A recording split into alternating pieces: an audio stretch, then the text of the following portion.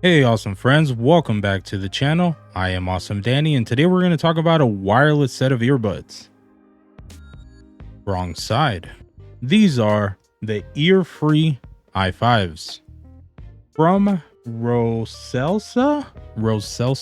I don't know. It was RoseTechnics who reached out and offered these for review, so thank you for making this video possible. So like I mentioned, these are wireless earbuds, for those normies that don't like cables and higher quality sound. Just kidding, these actually sound pretty good. It's kind of weird how Bluetooth keeps closing the gap. I still prefer wired most of the time. It's just like the cables don't bother me, but wireless is really pushing to higher quality audio. So the Earfree i5s are $72.99. They were on sale recently, but full MSRP is $72.99, and that's what we're going to base the review on. So each one of these earbuds have a 10mm DLC dynamic driver, and the Bluetooth codecs that are supported by the i5 are LDAC, which is the best one, AAC, and SBC. If you get an LDAC, you LDAC. LDAC gang over everything. AAC, not for me. SBC, I guess not for me because that rhymes too, and I can't think of anything else. LDAC. The i5 uses Bluetooth 5.3, and the projected range for these is 10 meters, which translates to, in American, about 33 feet, just under 33 feet, which translates to, I guess, like 33 Costco hot dogs. I think they're about a feet, maybe a little bit more. We'll just say 32 Costco hot dogs. I think the average American eats 32 Costco hot dogs a week. So just think of all those hot dogs that you've ate. And that range was quite accurate. Like when I would leave my desk and go around the apartment, even through walls, it was fine. Not too much of an issue. The only thing it was when it was on PC. When I was on PC, which everybody knows that Windows sucks for Bluetooth, there was a little bit of a shorter range, about half of that. So when I was connected to my PC, which these connected to fine, I actually have a lot of trouble connecting wireless stuff to my PC, and it's always been that way. As long as it's a PC, for some reason they can't do Bluetooth.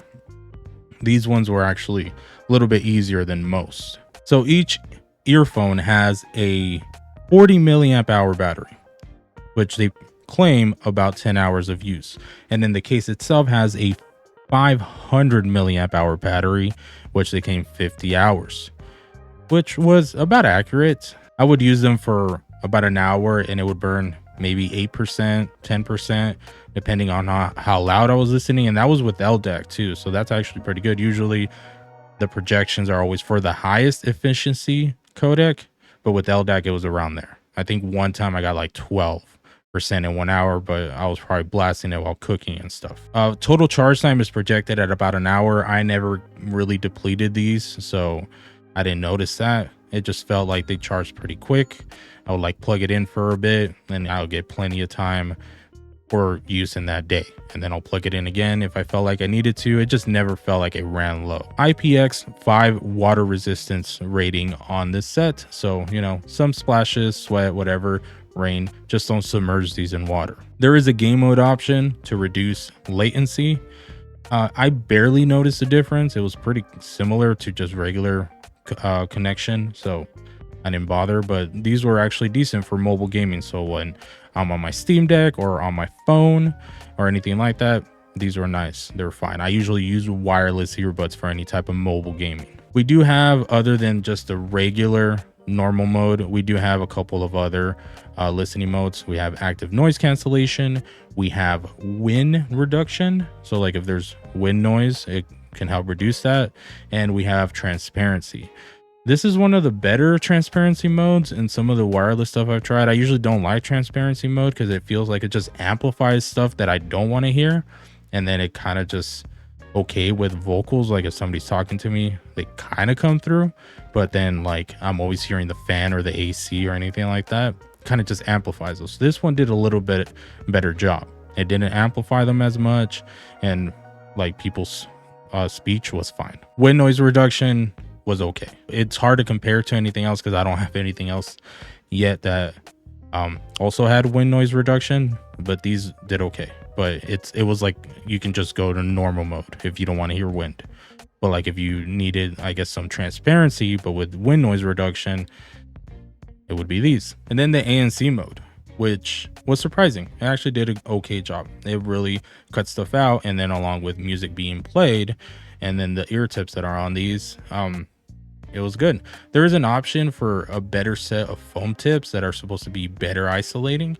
I didn't get those, but these stock ear tips it came with were fine. We have 4 EQ profiles, and I'll get into that a little bit in the sound impressions. This also offers dual device connection, and it was very seamless and actually very easy once you set it up, which is just you connect it twice.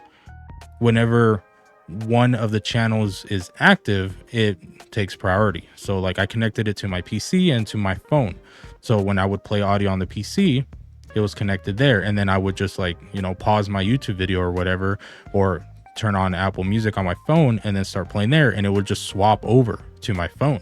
It was very easy and it worked every time. It was actually quite nice. I now want this feature on any set. So I haven't seen this much in a lot of sets. Soundpeats had a couple sets that did it. It just felt a little bit slower in that regard, but it still worked.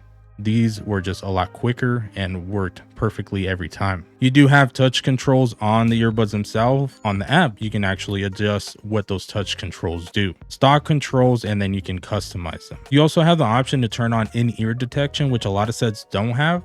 So what that does is they detect when they're in your ear. And then if you take them out, it will auto-magically, yes, auto-magically, because it's magic, just pause whatever media you're consuming. So you pop them out, music pause, pop them back in, auto-magically starts.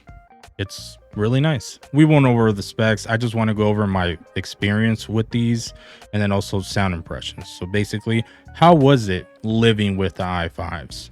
I used them for like about 2 weeks every day as my wireless sets, and I have some notes on the sound. So let's go over the sound real quick. Like I mentioned before, there was 4 EQ profiles. I did not like that was it. As far as I can tell, you're locked into those within the RoseTechnics, Roseselsa ecosystem. So on their app, you have access to the 4 EQ profiles, but you can't adjust further than that. So I had to use a different separate app in order to EQ beyond that. And I mean, I don't like EQ. I don't like doing that stuff. I do like having options, and I prefer the presets, but I guess with Soundpeats having both presets and a custom EQ option, I got used to that. And it was just one thing with these. There is one spike in the treble that I just didn't like. And if you can hear it, it's gonna bother you too. But if you can't, if it's just not hitting you in that same spot, then you're going to be fine, because the rest of the EQs are actually pretty nice. They're all pretty good. It's just that one spike for me. So basically, overall, the stock sound for all 4 profiles, it's warm, and all but one of them is a little bit sharp. Well, actually, no, the first profile, the light one, that one's not even warm at all. That one has like a very flat and low bass and sub bass, like no shelf on it at all. And then it just goes up once it gets to the upper mid range and then into the treble. So it is very sharp, trebly, and lean. That was an instant no-go for me, and I'm not sure who would enjoy that, but if you want something that's just really high clarity, very low bass, it would be that profile. And then there was a rock EQ profile, which was a very warm EQ, which also had a little bit lower gain in the mid range and in the lower treble.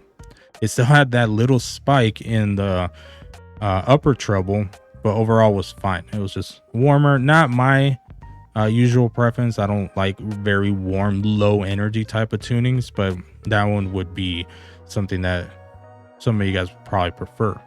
I feel like that would be one of the more popular EQ profiles on this set. And then the last 2 were really close to each other. There was the pop and the hi-fi, and I chose the hi-fi over the pop as my favorite EQ profile because I'm an audiophile and I need hi-fi. If the name says hi-fi, then that's what we go for, right? Because that's the best. Well, actually, no. Let me explain why. The pop EQ profile had a little bit of leaner mids. Felt kind of thin. Vocals were pushed forward, but like I said, they had less substance. The hi-fi profile was very similar. I guess kind of harmonious even without the bass tuck, I guess, because it didn't really have a tuck, but the hi-fi was a little bit more balanced. It had a little bit more sub bass. It wasn't as thin sounding, and the vocals weren't as pushed forward because of it. less sibilant, but overall it was still kind of sibilant in some areas. As for the overall experience living with the i5s, it was fine. I liked them.